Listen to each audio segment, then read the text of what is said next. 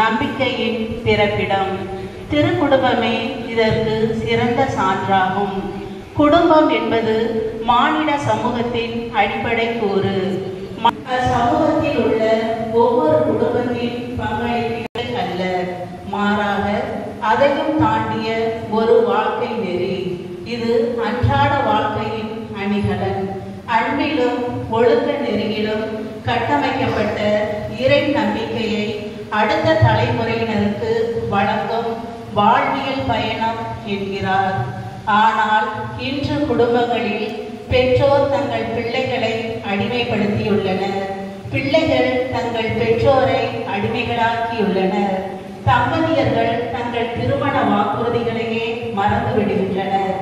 இறையன்பும் பிறரன்பு வாழ்வாலும் சாட்சிய வாழ்வாலும் உலகின் அனைத்து குடும்பங்களுக்கும் திருக்குடும்பம் மாதிரியாக திகழ்ந்து வருகின்றது. நாமும் இத்திருக்குடும்பத்தை போல வாழ வரவேண்டி இணைவோம் இத்திருப்பலியில். கிறிஸ்து பிறப்பின் 2025ஆம் யூபிலி ஆண்டில் திருத்தந்தை பிரான்சிஸ் அவர்களின் அறைகூவலுக்கு ஏற்ப புதிய எதிர்நோக்குடன் ஒருங்கியக்க பாதையில் எதிர்நோக்கின் திருப்பயணிகளாக நாம் பயணிப்போம். அன்பு, சமத்துவம், சகோதரத்துவம், உண்மை, நீதி, நேர்மை என்னும் இறையாட்சியின் மதிப்பீடுகளில் வாழ்ந்து இவ்விடுதிகள் கொண்ட சமுதாயத்தை உருவாக்க புத்துழைப்பினை ஏற்றி இந்த யூபிலி ஆண்டினை வரவேற்போம். முதல் பிரிவினை ஏற்ற அழைக்கின்றோம். 4ஆம் பிரிவினை ஏற்ற கோல்டன் ஜூபிலியை கொண்டாடும் தம்பதியர் திரு வின்சென்ட், திருமதி மெர்சி அவர்களை அழைக்கின்றோம். 5ஆம் பிரிவினை ஏற்ற சில்வர் ஜூபிலியை கொண்டாடும் திரு வில்லியம்ஸ், திருமதி பிரான்சினா அவர்களை அன்போடு அழைக்கின்றோம்.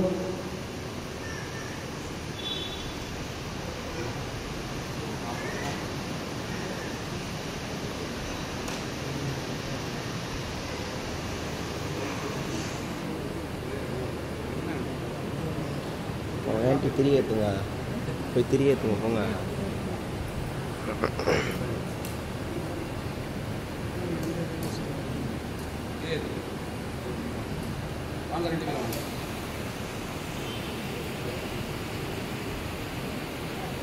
சேர்த்து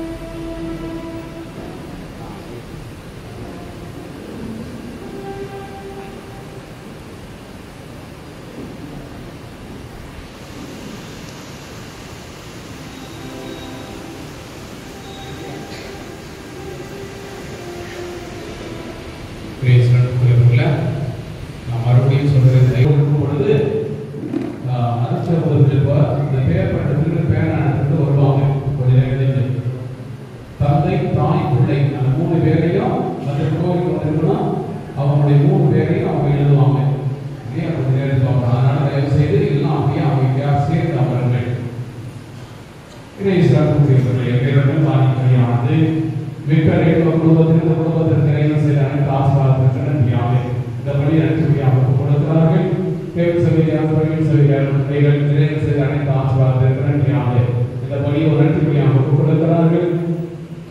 கிறிஸ்டோபர் ஜோசப் குடும்பத்தினர் இந்த குடும்பத்திற்கு இறைவன் செய்த அனைத்து ஆசீர்வாதத்திற்கு நன்றியாக இந்த கல்வாரிக்கு நன்றியாக ஒப்புக்கொண்டு ஜெபிக்கிறார்கள். வில்லியம்ஸ் பிரான்சினா குடும்பத்தினர் இந்த குடும்பத்திற்கு இறைவன் செய்த அனைத்து ஆசீர்வாதத்திற்கு நன்றியாக இந்த பணியை ஒரு நன்றியாக கொடுக்கிறார்கள். கோவை சார்ஜ் பூர்ணம் சுகம் பெற்று வீடு திரும்ப இந்த பணி ஒரு கருத்து பணியாக இந்த பிள்ளைகள் ஒப்புக்கொள்கிறார்கள். அன்புக்குரியவர்களே, இந்த மர்சிமா பின்சர் இந்த குடும்பத்தை ஆண்டுடைய மாதத்திற்கு கொடுக்கும். அவர்கள் பிரான்சினா வில்லியம்ஸ் இந்த இரண்டு குடும்பங்களையும் கடவுளை பாதத்தில் ஒப்புக்கொண்டு நன்றி செலுத்துவார். கோல்டன் ஜூபிலி 50 ஆண்டு திருமண வாழ்க்கையில சந்தோஷமாக சமாதானமாக மகிழ்ச்சியாக வாழ்வது என்பது ஒரு பெரிய சவால். நாங்கள் வாழ்ந்து காட்டியிருக்கிறோம் என்று சாட்சி உடையவனாக கடவுளை முன்னாடி இருக்கிறாங்க. அவர்களுக்காக நாம் நன்றி செலுத்துவோம். 25 ஆண்டுகள் நாம் இந்த திருமண தம்பத்தில இந்த திருமண பந்தத்தில நாம் உறுதியோடு இருந்திருக்கிறோம். ஆண்டவரே, உனக்கு இந்நாள் வரை செய்த அனைத்து ஆசீர்வாதம் நன்றி என்று சொல்லி வில்லியம் பிரான்சினா குடும்பத்தை இதோடு நன்றி செலுத்தக்கூடிய இந்த 2 தம்பதியர்களுக்காகவும் நாம் ஒருத்தமாக மன்றாடுவோம். கடவுளுக்கு நன்றி செலுத்துவோம். அதோடு மைக்கேல் அவருடைய ஆன்ம இளைப்பாற்றிக்காகவும், ஜெசி அவருடைய ஆன்ம இளைப்பாற்றிக்காகவும், ஜோசப் 40ஆம் நாள் இறந்த நாளுடைய ஆன்ம இளைப்பாற்றிக்காகவும், இந்த பையன் மிஸ்டர் ஜிஎன் டோபியாஸ் வளமையை கொடுத்து தொடர்ந்து நம்முடைய ஆசிர்வதிக்க வேண்டுமா இந்த கல்வாரி பணியை நாம் ஜெபிப்போம். சிறப்பான இன்றைய நாளில இந்த கல்வாரி பணியை சிறப்பிக்கின்ற நம்முடைய அன்புய பிள்ளைகள் அவர்களுக்காக கொண்டாடுவோம். ராயபர் தோமையா பிலிப்பு சலேசியா யாக்கோபர் சைமன் அன்பிய இந்த பிள்ளைகளை அவருடைய கருத்துக்களை ஆண்டவருடைய பாதத்தில் எடுத்து வைத்து இந்த கல்வாரி பணியை நாம் கொண்டாடுவோம்.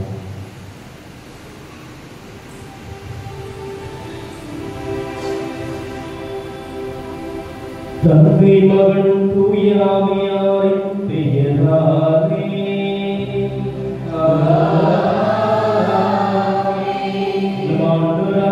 இயேசு கிறிஸ்துவின் கடவுளின் அன்பும் தூய ஆவியாரின் தோழமையும் உங்கள் அனைவரோடும் இருப்பதாக.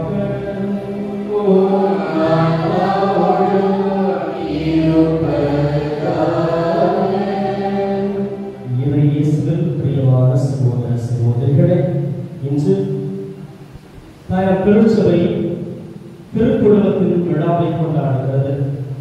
நம்முடைய கத்தோலிக்க திருச்சபையில் இருக்கின்ற அனைத்து குடும்பங்களுக்கும் ஒரு முன் உதாரணமாக இருக்கின்ற இந்த திருக்குடும்பத்தை போற்றுவதற்கு இங்கே கொண்டிருக்கிறோம். மேலும் திருச்சபைக்கும் ஆண்டவருக்கும் இயேசுவுக்கும் சாட்சிகளாக நம்முடைய குடும்பங்கள் இருக்கின்றன என்பதை விசுவாசத்தில் வெளிப்படுத்தும் வண்ணமாக இங்கே நாம் கூறியிருக்கிறோம். ஆகவே அன்புக்குரியவர்களே, இன்றைய நாளிலே திருச்சபையில் இருக்கின்ற அனைத்து குடும்பங்களுக்காக ஜெபிப்போம். இறைவனுடைய பார்வையில் நாம் அனைவரும் தகுதியுள்ளவர்களாக தேர்ந்தெடுத்து பெற்று இன்னும் அதிகமான விசுவாசத்தோடு ஒன்றிணைந்து ஒரே குடும்பமாக திருச்சபையில் இணைந்து கடவுளோடு இணைந்து வாழ்ந்து எல்லா வரங்களையும் பெற்றுக்கொள்கின்ற நல்ல நல்ல குடும்பங்களாக வாழ திருப்பலியிலே மன்றாடுவோம். திருப்பலியை தகுந்த முறையில் கொடுக்க தடையாக இருக்கின்ற நமது குறைகள், குற்றங்கள், பாவங்கள் ஆகியவற்றை ஏற்று மனம் வருந்தி மன்னிப்பு வேண்டுவோம். எல்லாம் தந்த இறைவனிடமும்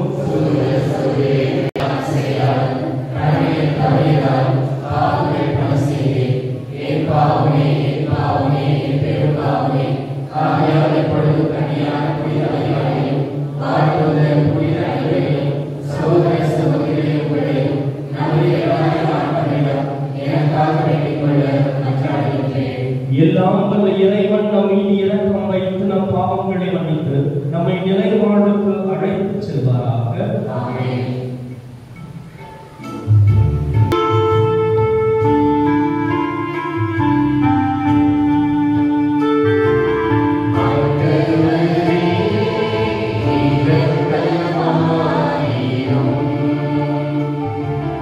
I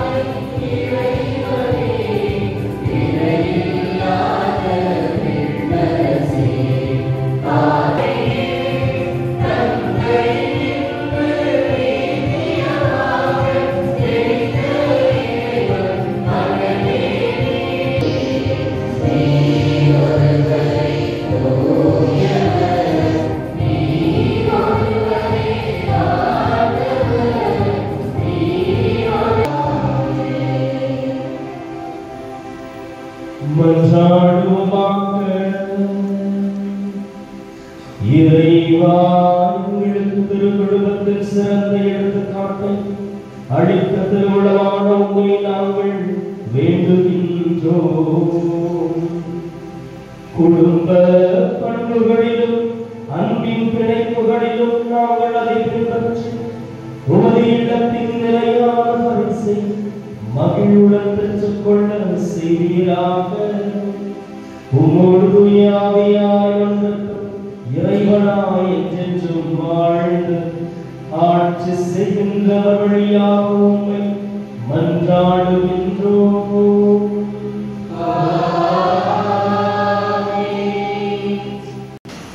முதல் வாசகம் உண்மை. ஆண்டவரிடம் அழுது மன்றாடி குழந்தையை வரமாக பெற்ற அண்ணா தன் மகன் சாமுவேலை ஆண்டவருக்கு காணிக்கையாக்கி ஆண்டவரிடம் நாம் கொடுத்த வாக்குறுதியை நிறைவேற்றுவதை இன்றைய முதல் வாசகம் எடுத்துரைக்கின்றது. சாமுவேல் முதல் நூலிலிருந்து வாசகம். 1ஆம் அதிகாரம் 20-24 நான் அவரை ஆண்டவரிடம் கேட்டேன் என்று சொல்லி அவர் அவனுக்கு சாமுவேல் என்று பெயரிட்டார். யோவான் எழுதிய முதல் திருமுகத்திலிருந்து வாசகம். அதிகாரம் 3 இறைவசனங்கள் 1-2 மற்றும் 21-24 வரை. அன்பானவர்களே, நாம் தந்தை நம்மிடம் எத்துணை அன்பு கொண்டுள்ளார் என்று பாருங்கள். நாம் கடவுளின் மக்கள் என அழைக்கப்படுகிறோம். கடவுளின் மக்களாக இருக்கிறோம். உலகம் அவரை அறிந்து கொள்ளாததால் தான் நம்மையும் அறிந்து கொள்ளவில்லை. என் அன்பானவர்களே, இப்போது நாம் கடவுளின் பிள்ளைகளாய் இருக்கிறோம். இனி எத்தன்மையராய் இருப்போம் என்பது இன்னும் வெளிப்படவில்லை. ஆனால் அவர் தோன்றும் போது நாமும் அவரை போல் இருப்போம். ஏனெனில் அவர் இருப்பது போல் அவரை ஆண்டவர் உங்களோடு இருப்பாராக.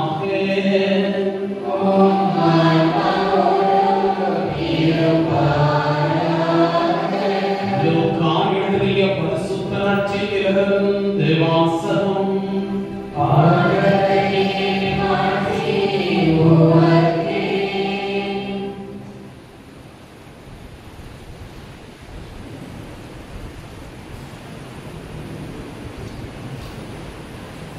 லூக்கா நற்செய்தி அதிகாரம் 2 இறை வார்த்தைகள் 41-52 வரை.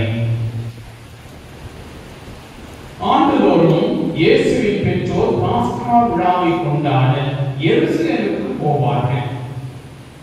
இயேசுவுக்கு 12 வயது ஆனபோது வழக்கப்படி விழாவை கொண்டாட எருசலேம் சென்றனர்.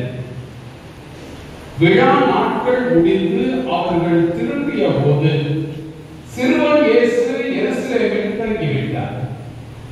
இது அவருடைய பெற்றோருக்கு தெரியாது. பயணிகள் கூட்டத்தில் அவர் இருப்பார் என்று எண்ணினர். ஒரு நாள் பயணம் முடிந்த பின்பு உறவினரிடையேயும் அறிமுகமானவரிடையேயும் அவரை தேடினர். அவரை காணாததால் அவரை தேடிக்கொண்டு எருசலேமுக்கு திரும்பி சென்றார்கள். 3 நாட்களுக்கு பின் அவரை கோவிலில் கண்டார்கள். அங்கே அவர் போதகர்கள் நடுவில் அமர்ந்து அவர்கள் சொல்வதை கேட்டுக்கொண்டு அவர்களிடம் கேள்விகளை எழுப்பிக் கொண்டு இருந்தார்.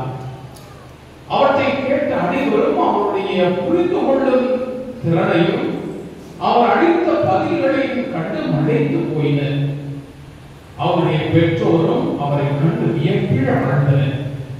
அப்பொழுது அவருடைய தாய் அவரை நோக்கி, மகனே, ஏன் இப்படி செய்தாய்?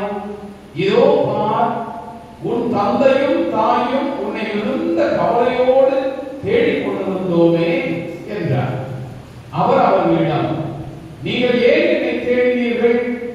நான் என் தந்தையின் அலுவல்களில் ஈடுபட்டிருக்க வேண்டும் என்பது உங்களுக்கு தெரியாதா என்றார். அவர் சொன்னதை அவர்கள் புரிந்து கொள்ளவில்லை.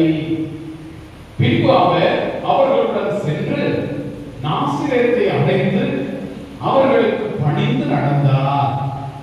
அவருடைய தாய் இந்நிகழ்ச்சிகளை எல்லாம் தமது உள்ளத்தில் பதித்து வைத்தார். இயேசு ஞானத்திலும் உடல் வளர்ச்சியிலும் இருந்து கடவுளுக்கும் மனிதருக்கும் உகந்தவராக வாழ்ந்து வந்தார். ஆண்டவரின் அருள்வாக்கு.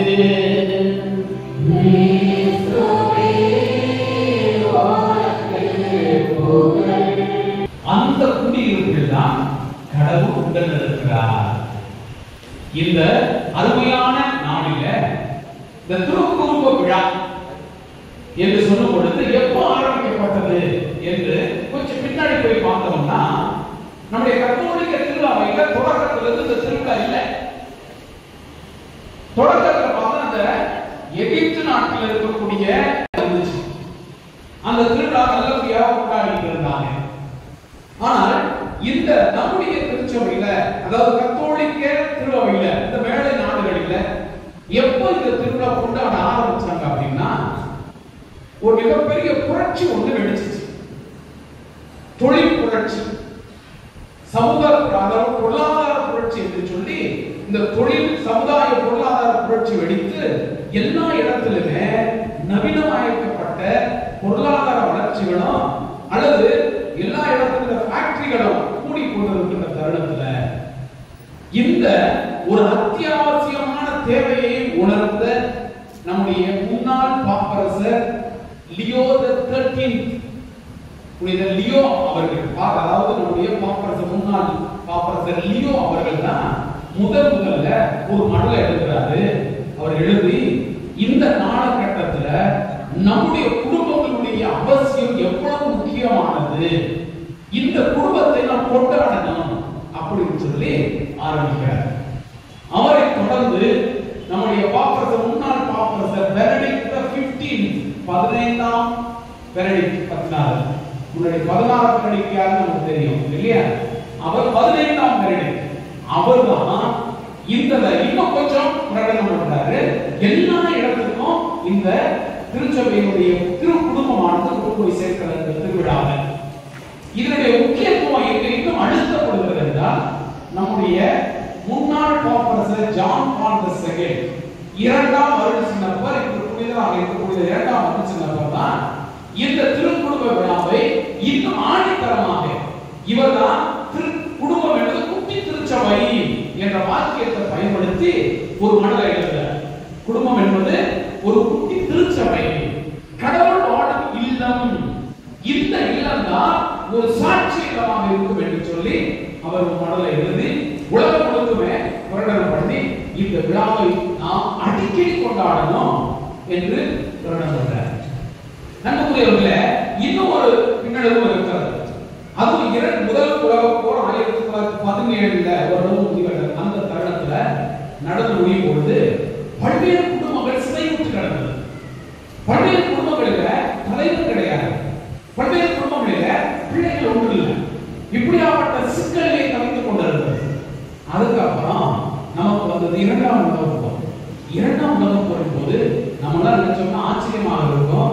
ஜெர்மனி தேசத்துல கிட்டத்தட்ட மிகப்பெரிய அளவு குடும்ப தலைவரே கிடையாது, எல்லாம் செத்து போயிட்டாங்க. அந்த குடும்பத்தில் இருந்தது ஒரு மனைவி மட்டும்தான். இப்ப இந்த குடும்பங்கள் எல்லாம் சிதைந்து சின்ன பின்ன சிதைந்து இருந்தது. இந்த குடும்பத்தினுடைய மகிமை தெரியாம இந்த ஆணவக்காரர்கள், ஆட்சியாளர்கள் என்ன செய்தாங்க, இப்படி வன்மையை கட்டவிழ்த்துவிட்டு போர்களும் சண்டை சச்சரவுகளினாலும் குடும்பங்களை சேர்த்துக் கொண்டிருந்த தருணம் இது. அப்புறம் 2ஆம் வத்திக்கான் சங்கம் என்ன செய்கிறது, குடும்பத்தினுடைய உண்மைத்துவத்தை, எப்படி குடும்பம் இருக்கணும், குடும்பமா என்ன என்பதை இன்னும் ஆழமாக வலியுறுத்தியது. அதிலிருந்து இந்த குடும்பத்தை நாம் கட்டி பேணி காக்க வேண்டும், இது நம்முடைய திருச்சபை, இங்கிருந்துதான் எல்லாமே வருகிறது என்பதை மையப்படுத்தி இந்த மாபெரும் விழாவானது கிறிஸ்து பிறப்புக்கு அடுத்து வருகிற ஞாயிற்றுக்கிழமை இந்த திருக்குடும்ப விழாவை நாம் கொண்டாடுகிறோம். இப்ப இந்த திருக்குடும்ப விழாவை நாம் கொண்டாடுவதற்குரிய முக்கிய நோக்கம் எல்லாத்துக்குமே தெரியும். அதாவது நம்முடைய குடும்பம் என்பது குட்டி திருச்சபைன்னு சொன்னேன் இல்லையா? இந்த காலகட்டத்தில் நம்முடைய குடும்பங்கள் எல்லாம் குட்டி திருச்சபையாக இருக்கிறதா அப்படின்னா ஒரு கேள்விக்குறி. குட்டி திருச்சபை எல்லாத்துக்கும் இருக்கு இல்லையா? அங்க குட்டி திருச்சபை என்னென்ன இருக்கணும், ஒரு குடும்பத்தில் ஒரு திருச்சபை என்னென்ன இருக்கணும்,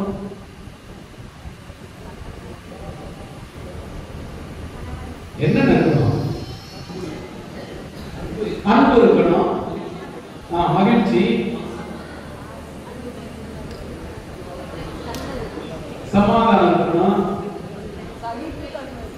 எல்லாமே இருக்கணும். அதாவது முக்கியமான விஷயங்கள் நம்முடைய குட்டி திருச்சபை என்று சொல்லும் பொழுது அது 1 உறவு இருக்கணும், 2 விசுவாசம் இருக்கணும், 3வது உணர்விலே மகிழ்ச்சி இருக்கணும். ஆனால் இந்த 3 இன்றைய காலகட்டத்தில் பல குடும்பங்கள்ல பார்க்கும்போது 3 இல்லாம இருக்கிறது. 1 உறவற்ற நிலை, இறையற்ற நிலை, உணர்வற்ற நிலை. இந்த 3 பெரிய கேள்விக்குறிக்கு உள்ளாகி இருக்கு. என்னென்ன?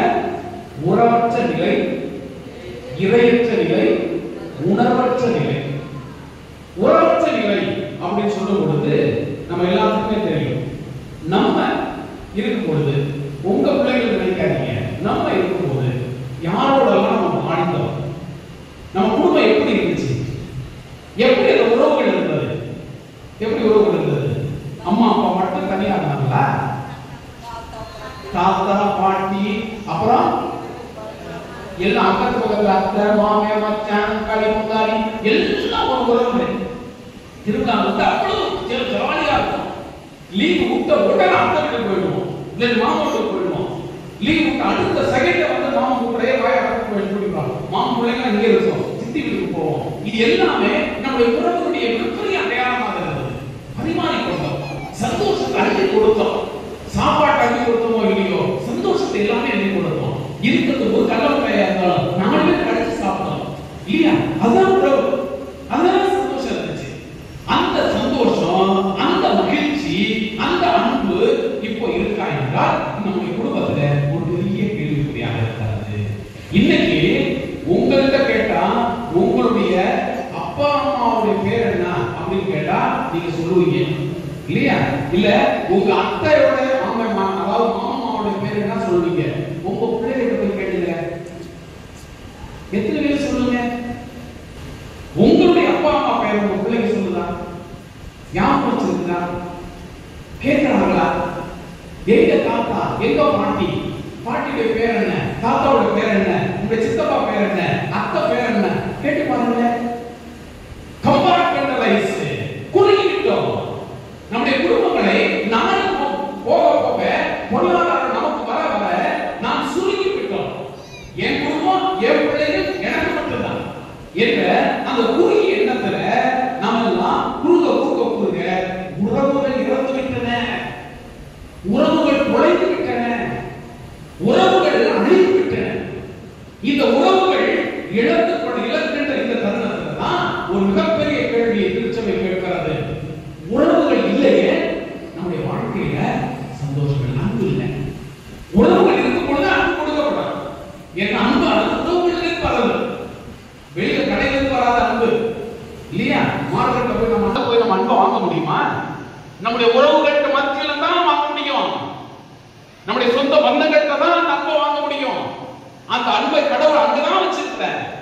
அப்ப இந்த அன்பை நாம் தொலைத்து இன்று எங்கே தேடுகிறோம்? இன்னைக்கு நம்ம தொலைச்சிட்டு அப்படி உட்கார்ந்துருக்கோம், நாளைக்கு நம்ம பிள்ளைகிட்ட இந்த அன்பு இருக்குமாங்கிறது ஒரு கேள்விக்குறியாக இருக்கிறது. உறவற்ற நிலை யோசிச்சு பாருங்க. 2வது இறையற்ற நிலைன்னு சொல்றேன். இறையற்ற நிலை என்ன? கடவுள் இல்லாத ஒரு நிலை. யார் கடவுளை கத்துக் கொடுப்பா? நீங்களே சொல்லுங்க. குடும்பத்துல கடவுளை பத்தி யார் சொல்லிக் கொடுப்பா? பிள்ளைகளுக்கு யார் கடவுளை பத்தி சொல்லிக் கொடுப்பா? தாத்தா பாட்டி தான் மிக முக்கியமான சொத்து.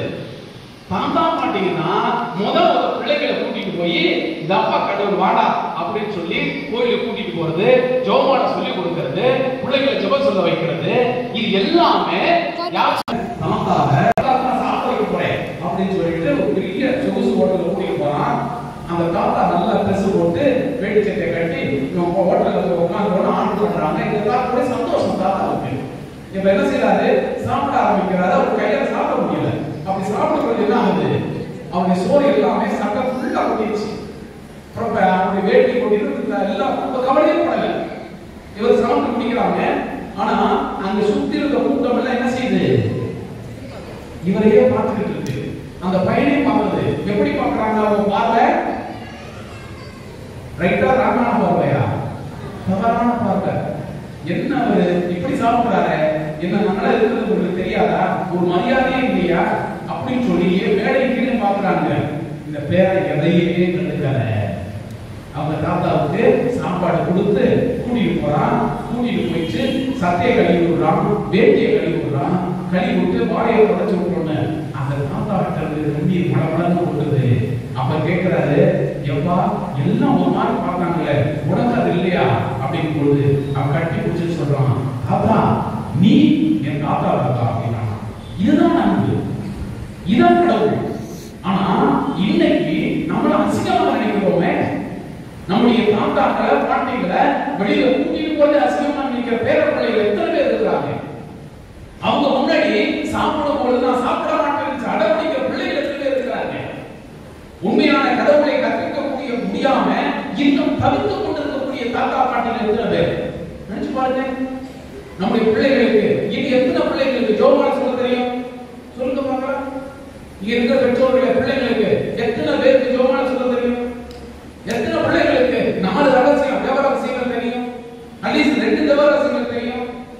எத்தனை பேர் போய் பாட்டிக்கு போய் பேர பிள்ளைங்க பார்த்தாங்க, இந்த ஜெபம் சொல்லி கொடுங்க, இந்த ஜெபத்தை சொல்லி கொடுங்க அப்படி எத்தனை பேர பிள்ளைங்க கேட்கிறாங்க? கிடையாது. ஏன்னா நம்முடைய ஏக்கங்கள் எண்ணங்களும் இறையற்ற நிலையில் துளைந்து போய் கொண்டிருக்கிறோம். நம்முடைய பாதைகள் மாறி போய் கொண்டிருக்கிறது. நம்முடைய பிள்ளைகள் எண்ணங்கள் மாறி போயிடுச்சு. அவங்க இடத்துல அதாவது அன்னைக்கு ஒரு வீட்டுல போறான், அவங்க அம்மா கணவன் மனைவி ஒரு குழந்தை. இந்த குழந்தை ஒரு அடம் பிடிக்குது, சாப்பிட மாட்டேங்குது. டக்குன்னு ஒரு போன் எடுக்கிறா, ஒரு பாட்டை போட்டு புள்ள பிள்ளை வைக்கிறான். அவன் அந்த பாக்குறான், இந்த அம்மா ஓடுது, சூப்பரா சாப்பிட்றான். திசை மாறிட்டு இருக்காங்க, உறவு எங்க போயிடுச்சு. அப்ப இவங்க முன்னாடி எல்லாம் ஏன்னா அம்மா வேலைக்கு போனா யார் பிள்ளைய வச்சுக்குவா? தாத்தா வச்சிருப்பாரு, பாட்டி வச்சிருப்பாங்க. பாட்டில விட்டுட்டு போவாங்க, எங்க பிள்ளைய பார்த்துக்குவாங்க. அல்ல அத்தைக்கு விட்டு போவாங்க, மாமன் விட்டு போவாங்க. ஆனா இன்னைக்கு யாருக்கு விட்டு போறாங்க? சாத்தான் விட்டு போறாங்க. மிகப்பெரிய கொடுமை உச்சம். சாத்தான் கையில பிள்ளைகளை கொடுத்துட்டு போறக்கூடிய அவலம் இல்லை. இன்னைக்கு இந்த பிள்ளை அதான் சொல்றாங்க, எந்த குழந்தை 5 வயது வரை எதை உருவாக்குகிறதோ அதாகவே மாறுகிறான் சைக்காலஜிஸ்ட். 5 வரை இருக்கக்கூடிய குழந்தைகள் எதை உருவாக்குகிறதோ பின்னாடி அதாவே மாறுமா. ஏன்னா நம்முடைய குழந்தைகளுக்கு 5 வயது வரை எதை உருவாக்குறாங்க யோசிச்சு பாருங்க. 24 மணி நேரம் செல்போன், அதுல கேம்ஸ், மீம்ஸ் இப்படியே ஓடிட்டு இருக்குன்னா நாளைக்கு பிள்ளை எப்படி இருப்பான்? அதாகலாம் மாறுவான். ஸ்டீவ் ஜாப்ஸ் நம்ம எல்லாருக்கும் தெரியும். யார் தெரியுமா ஸ்டீவ் ஜாப்ஸ்? யார் தெரியுமா?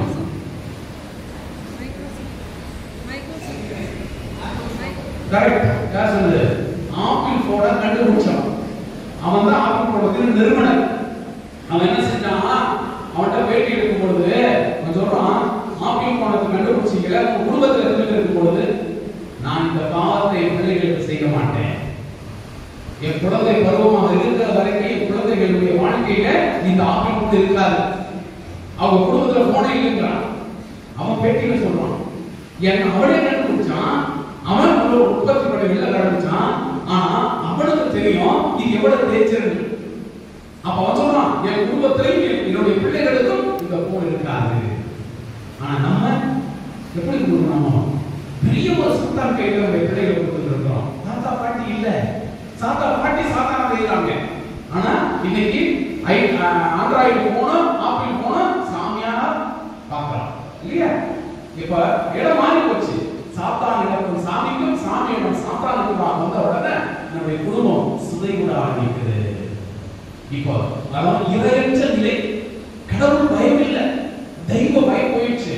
அப்ப எங்க இறை உள்ள அதாவது பயம் இருக்கிறதோ, தெய்வ பயம் இருக்கிறதோ, அங்க ஒழுக்கம் இருக்குன்னு சொல்றாங்க. சாம் 127 சொல்றாரு மிக தெளிவாக, கடவுளால் உருவாக்கப்பட்ட அல்லது கடவுளின் அடித்தளத்தில் இருக்கிறது குடும்பம். இந்த குடும்பம் எதில் அடித்தளப்பட்டிருக்கணும்? கடவுளில் அடித்தளப்பட்டிருக்கணும். ஏன்னா அவர்தான் இதை கட்டி அமைக்கிறார். ஆனால் நம்முடைய இறை எங்க அடித்தளப்பட்டிருக்கிறது ஒரு கேள்விக்குறி. மூன்றாவது உணர்வற்ற ஒரு நிலை. உணர்வற்ற நிலை நம்ம எல்லாத்துக்கும் தெரியும். அன்னைக்கு ஊர்ல ஒரு மூளையில எவ்வளோ ஒப்பாரி வச்சாங்கன்னா அழுவாங்கன்னா என்ன செய்வாங்க? என்ன செய்வாங்க? நம்ம ஊர்ல மூளையில ஏதோ ஒரு குடும்பத்தை ஏதோ வச்சு கட்டுறாங்க அழுகுறாங்க அப்படின்னா நம்ம என்ன செய்வோம்? ஒரே பக்கம் எல்லாம் போடுவாங்க. என்ன ஆச்சோ தெரியல, நம்ம குடும்பத்துல அழுகுறாங்களே, ஏதோ பிரச்சனை ஆகி போச்சோ, யாரோ இறந்துட்டாங்களோ, ஏதோ நடந்துச்சோ அப்படின்னு சொல்லி குடும்பமே ஊரே ஓடும். ஊரே ஓடி போய் என்னமாச்சு, ஏன் அழுகுற, என்னன்னு விசாரிப்போம். இன்னைக்கு ஒரே வீட்டுல பக்கத்துல உள்ள அழுதா கூட கேட்க நான் இல்லை. நான் ஏதோ அழுகுறேன், அழுது சரியாயிடுறான். என்ன தெரியல. அப்பார்ட்மெண்ட்ல இந்த வீட்டுக்கு இருக்கிற ஒரே ஒரு செவரு தான். இந்த ஊர்ல செத்து கிடந்தா கூட கேட்கறதுக்கு ஆள் இல்லை, உணர்வே இல்லை. மனித உணர்வுகள் செத்து போச்சு. உணர்வுகள் என்பது நம்முடைய பாசம் வெளிப்படுத்துதல். நம்முடைய உணர்வுகள் நம்ம எல்லாருக்கும் இருக்க இல்லையா? மகிழ்ச்சி, துக்கம், வேதனை, கஷ்டம், இது எல்லாமே நம்முடைய உணர்வுகள்.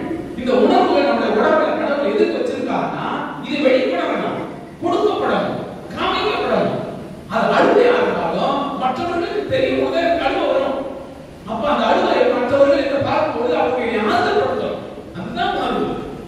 ஆனால் இந்த காலகட்டத்துல குடும்பங்கள்ல உணர்வுகள் செத்து போச்சு.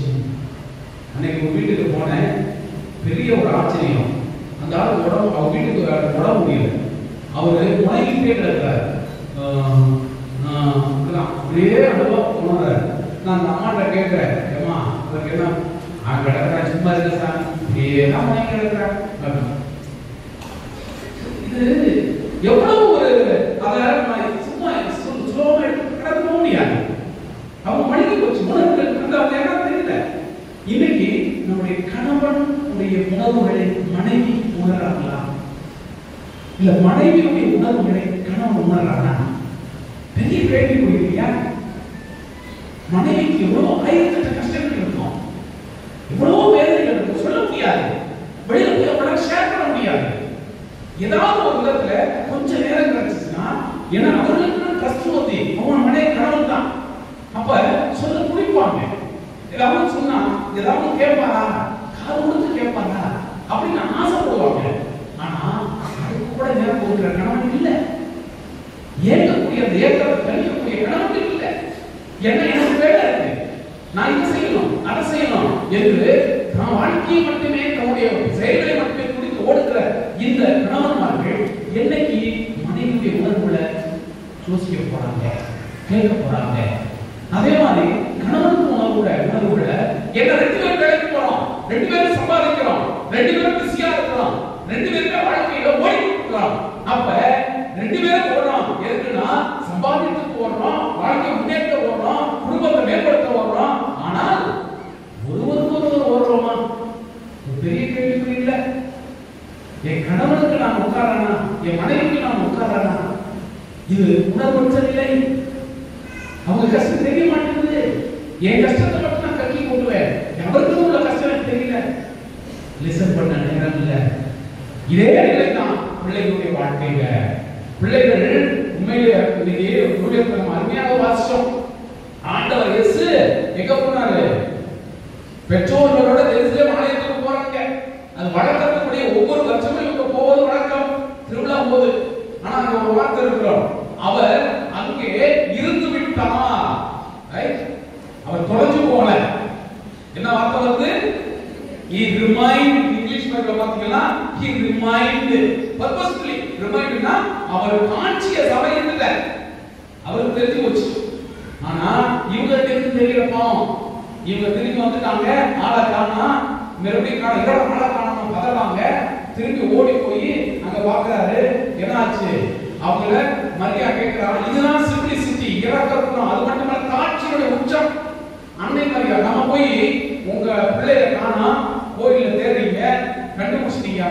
கண்டுபிடிச்ச உடனே நீங்க என்ன சொல்லுவீங்க? என்ன சொல்லுவீங்க? 2 தட்டு தட்டி நல்ல எங்கடா போன, எவ்வளவு நேரம் நான் பேரேன், உங்க அப்பா நான் தேடிட்டு இருக்காயா? அதான் சொல்லுவான், அதான் சொல்லுவோம். இதை மாத்திரை கூட நம்ம சொல்லுவோம், ஏன் என்னன்னு. ஆனா அன்னை மரியா பாருங்க, கொஞ்சம் வித்தியாசமான ஒரு கண்ணோட்டம். என்ன சொல்றாங்க அன்னை மரியா? என்ன சொன்னாங்க?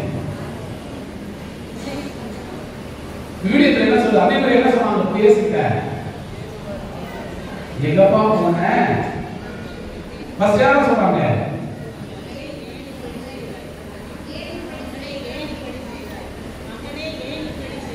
மகனே ஏன் இப்படி செய்தாய்? அடுத்து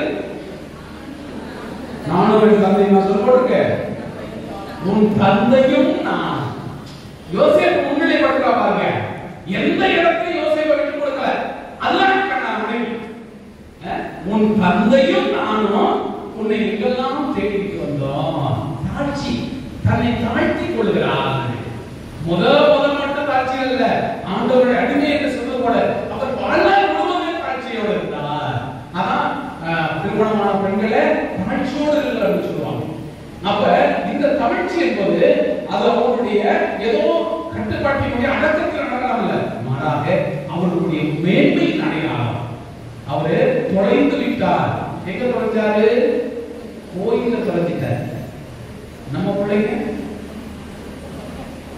காணாம எங்க இருப்பாங்க? யோசிச்சு பாருங்க. நம்ம பிள்ளைங்க காணாம எங்க இருப்பாங்க? வீட்டுல இல்லைன்னா எங்க இருப்பாங்க? ஒண்ணு மால்ல இருப்பாங்க, இல்லைன்னா தியேட்டர்ல இருப்பாங்க, இல்லைன்னா கிரிக்கெட் கிரவுண்ட்ல இருப்பாங்க. கோயில் இருப்பாங்களா?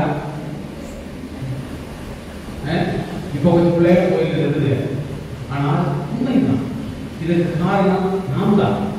நம்முடைய பிள்ளைகளுடைய எண்ணங்கள் சீர்படுத்தப்படுறதுன்னா நம்முடைய எண்ணங்கள் பாசிட்டிவா இருக்கும்.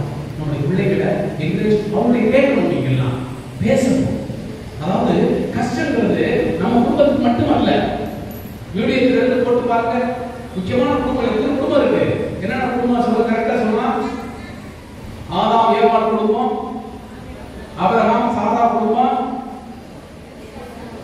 ஈசாக் ரெபேக்கா குடும்பம்,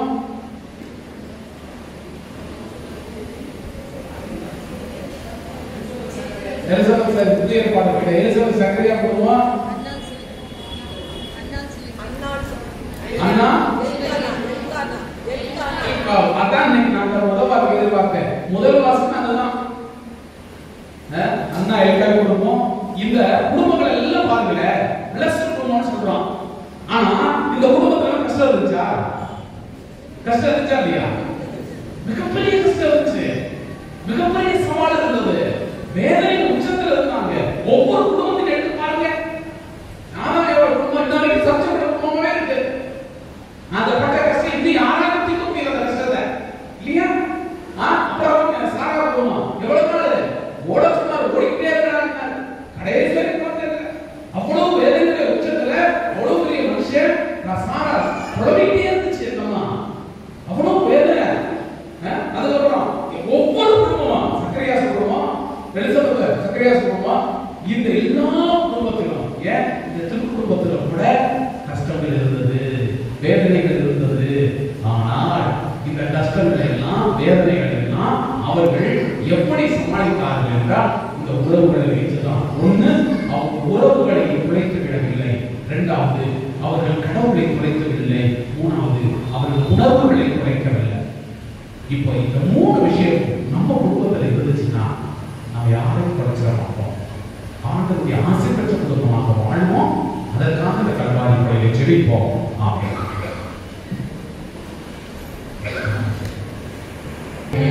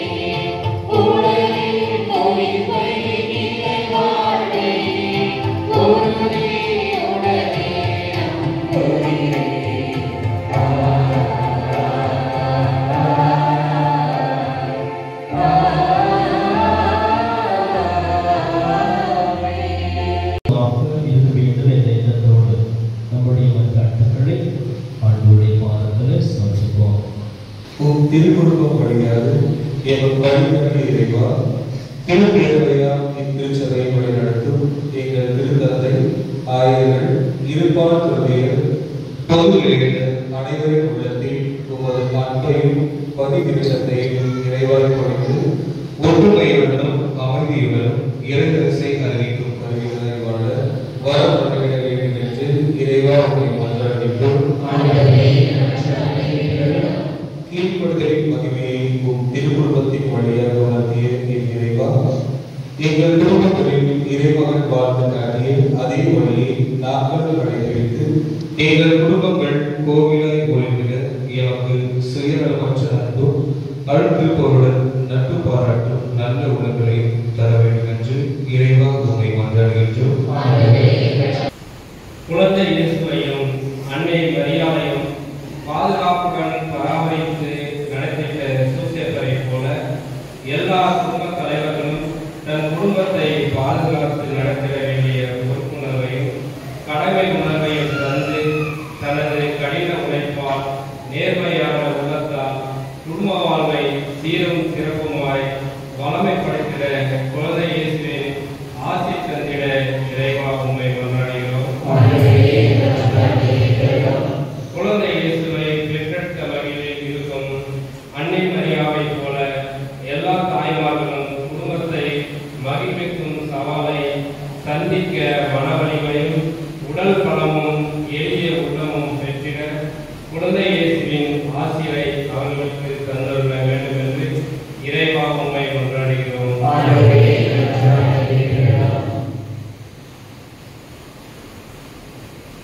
ஏழைகளுக்கு நற்செய்தியை அறிவிக்க ஏழைப்போல் பிறந்த இயேசுவே, உமது பிறப்பின் மகிழ்ச்சியை எங்களில் உள்ள ஏழை குடும்பங்களோடும் குழந்தைகளோடும் பகிர்ந்து கொள்ளவும், துன்பங்களினால் அவதியோடும் மக்களுடன் பணிபுரியவும், அவர்களின் வாழ்க்கை ஆதாரங்களை உயர்த்திட உதவிடவும் வரமருள வேண்டும் என்று ஆண்டவரே உம்மை மன்றாடுகின்றோம். அன்பின் இறைவா, எம் பங்கில் உள்ள அனைத்து அன்பைகளுக்காக மன்றாடுகின்றோம். மேலும் இந்த நாளை சிறப்பிக்கின்ற அன்பின் குடும்பங்களை நிறைவாக ஆசீர்வதித்து உம் பணி செய்யக்கூடிய நல் ஆற்றலை தந்து வழிநடத்தவும், வாழ்வில் அனைத்து நலமும் வளமும் பெற்று வாழ இறைவா உம்மை மன்றாடுகின்றோம்.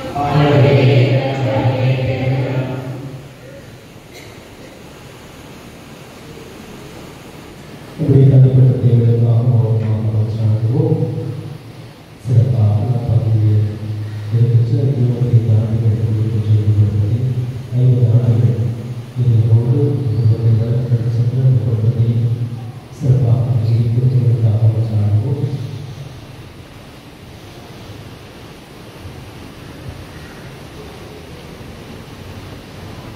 ஆண்டவரே, நாங்கள் அனைவரும் கடவுள் உமோடு முடித்திருக்க வேண்டும் என்று இந்த நாளிலே என் பங்கில் உள்ள அனைத்து குடும்பங்களையும் உபாரம் ஒப்புக்கொண்டு செல்கிறோம். நாங்கள் எடுத்து வைத்த அனைத்து வச்சாக்களை வாசித்தோம். ஒவ்வொரு அன்பும் பிறரன்பும் எங்களுடைய உள்ளத்தில் நிலைத்திருந்து என்னால் உமக்கு பிரமாணித்துக் கொள்ள மக்களாக நாங்கள் வாழ்கிறோம். உங்கள் ஆசிரியர்கள் நான்கு கிறிஸ்து வழியாக ஒரு சாடுகிறோம்.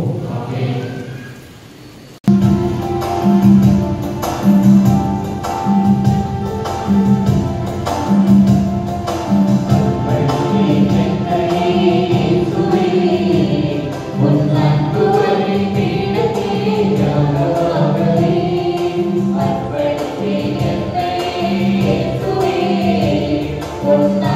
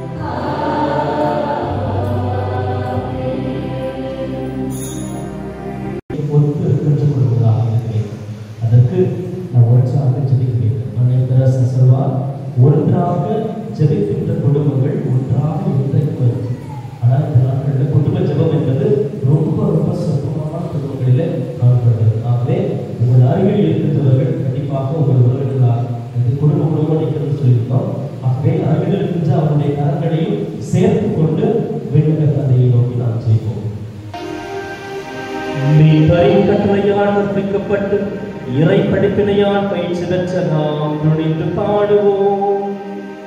Amen.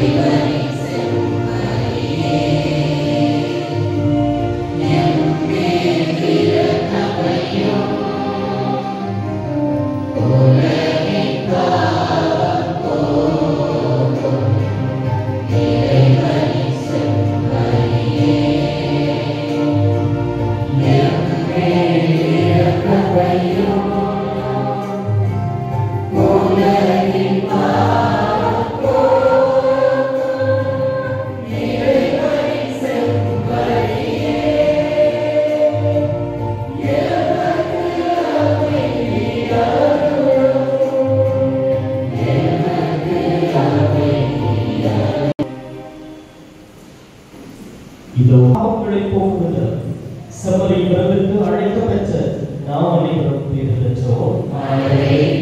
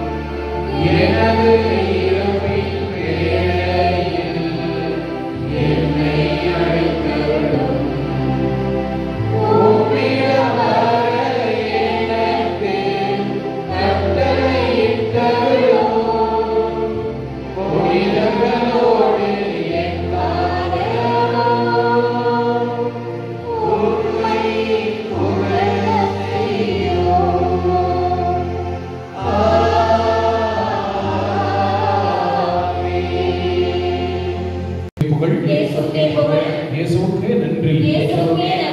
மாறி குடிங்க, எல்லாம் ஏற்றி நின்னுங்க. நம்ம வெளிக்கொணரணும். இதை இதை கடமைக்கு செய்யாதீங்க, உண்மையிலேயே சொல்லுங்க. ஒரு ஆசீர்வாதமாக நினைச்சுக்கிறேன். ஃபர்ஸ்ட் நீங்க தான் கையை பிடிக்கணும். பிடிங்க, கையை பிடிச்சிக்கிட்டு இருக்காரு வில்லியம்ஸ், கையை பிடிங்க.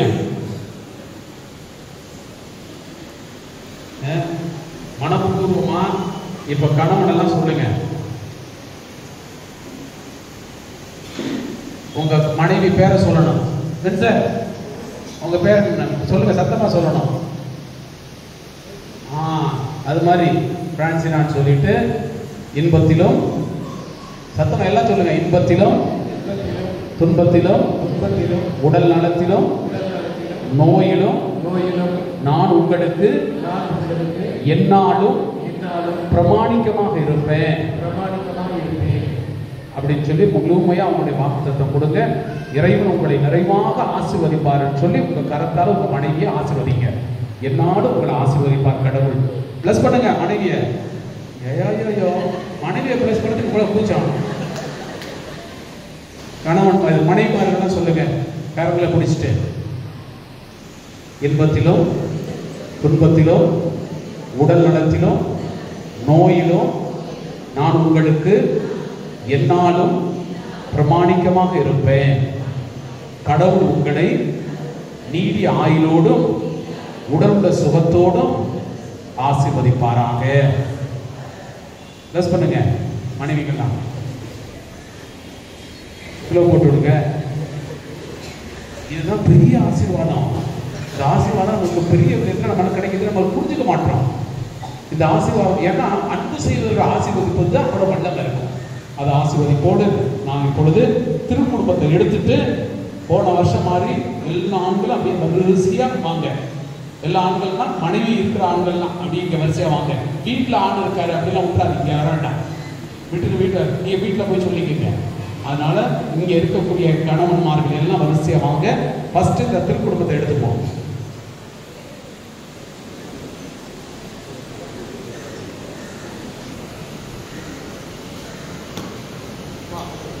ஒரு குடும்பம் எழுதலையா? கணவன்மார்கள் பேர் குடும்ப பேர் எழுதாம அவங்க எழுதியிருக்க மறந்துடாம இருக்கு. ஒரே ஒரு நிமிஷம் நின்றுங்க. இந்த ஒரே நிமிஷம். குடும்ப பேர் அவர்களிலிருந்து 2 ஆசீர்வாதங்கள், 2 குடும்பங்கள். நம்முடைய வில்சன் மற்றும் மர்சி இவர்கள் இருவரும் 50 ஆண்டுகள் கடவுளுக்கு கொடுத்த அந்த வாக்கு தத்துவத்துல நிறைவாக நிம்மதியாக சந்தோஷமாக வாழ்ந்து சாட்சியாக நமக்கு முன்னாடி இருக்காங்க. எனவே இந்த தருணத்துல நாம் அவர்களை வாழ்த்துவோம், பாராட்டுவோம். தொடர்ந்து இறைவன் அவர்களுக்கு நல்ல உடல்ல சுகத்தையும் ஆன்ம நடத்தை கொடுத்து அவர்கள் நீடிய ஆயுளோடு அவர்களை ஆசீர்வதிக்க வேண்டுமாய் அவர்களை நாம் பாராட்டுவோம். அவர்களுக்கு நாம் கொண்டு பொன்னாடை போற்றி அவர்களை ஆசீர்வதிப்போம்.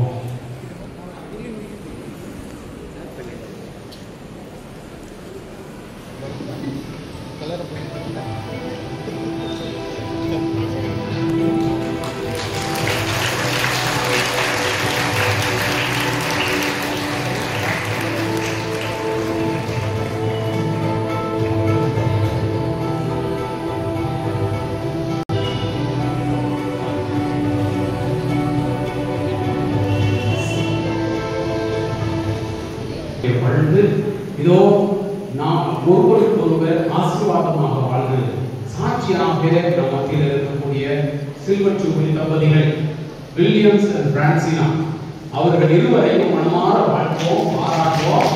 கடவுள் அவர்களை நிறைவாக ஆசீர்வதித்து நல்ல உடற்சுகத்தோடு நீடிய ஆயுளோடு இன்னும் அவர்களை பாராக நாம் அன்றாடுவோம்.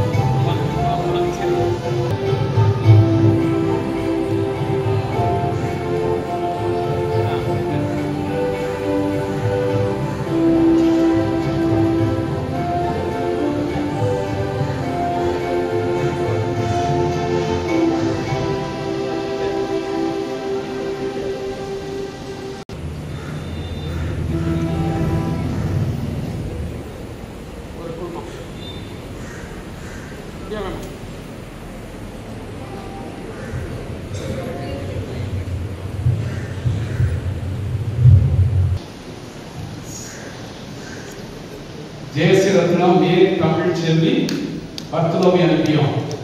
Very good, congratulation, God bless you. எங்க இருக்காங்க? வாங்க முன்னாடி 2 பேர் வாங்க. மகனோட வாங்க. ஜெனிஸ்டா வந்திருக்காங்கல்ல, மகன் வந்திருக்கான். கரெக்ட். 3 பேர் வாங்க அப்படியே. வெரி குட், வெரி குட், பாராட்டுகள். திருக்குடும்பமும் சரி, நம்முடைய லக்கி சைல்டு. யார் லக்கி சைல்டு? நேற்று இருந்தோமே மகிழ் கிடையாது. நல்லா போட்டு சொன்னாங்க. மகிழியான் என்னது? மகிழ்நன். உங்க அம்மா அன்னைக்கு கோயிலுக்கு பிள்ளைய கூட்டிட்டு வந்ததுக்கான கடவுள் கொடுத்திருக்கிறாரு. அந்த குடும்பத்தின் பிள்ளையை நாம் வாழ்த்துவோம். Very good, god bless you. என்றைக்குமே குடும்பமா இருங்க, சந்தோஷமா இருங்க.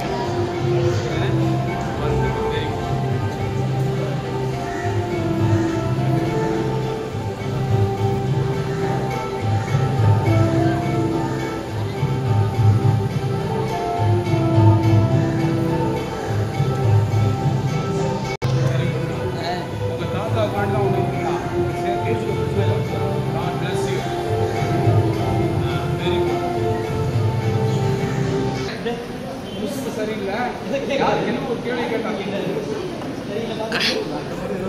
வீட்டில் போய் பார்த்துங்க. நான் சொல்றேன், நீங்க போய் வச்சுருங்க. யாரும் இப்ப கொடுக்காதீங்க. நான் சொல்லுங்க.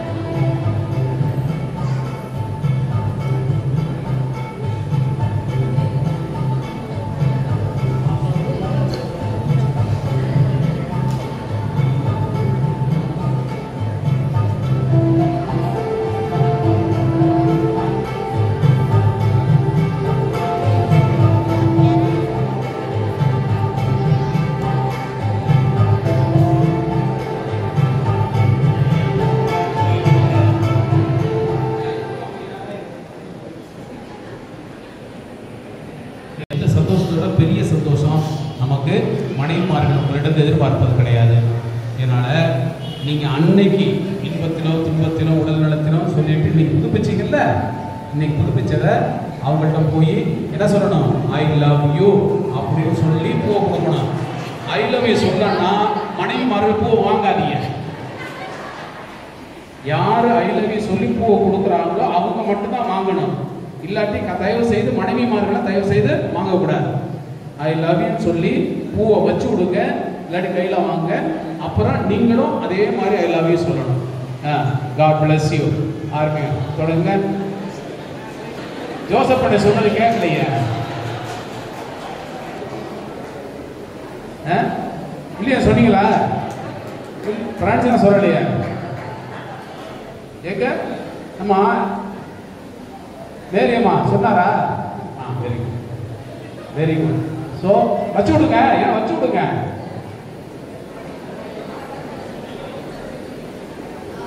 Very good, god bless you, congratulation. இந்த திரு குடும்பமா சந்தோஷமான குடும்பமா நீங்க எப்பவுமே வாழணும். கடவுள் உங்களை ஆசீர்வாதத்தால் நிரப்பி எல்லா விதமாகவும் அவர் பாதுகாக்க நாம் ஜெபிப்போம்.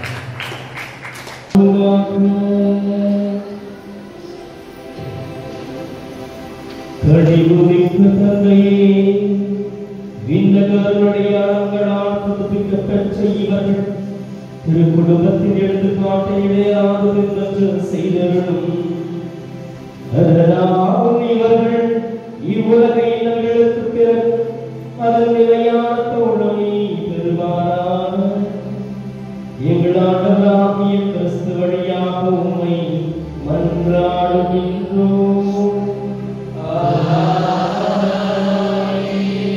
ஆண்டவர் உங்களோடு இருப்பாராக.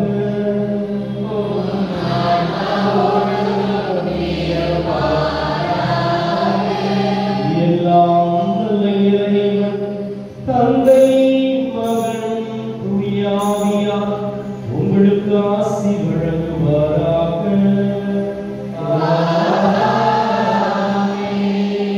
அன்பிலும் மகிழ்ச்சியில் சிறந்த குடும்பங்களால் சென்று வாருங்கள். திருப்பலில் நிறைவேற்று.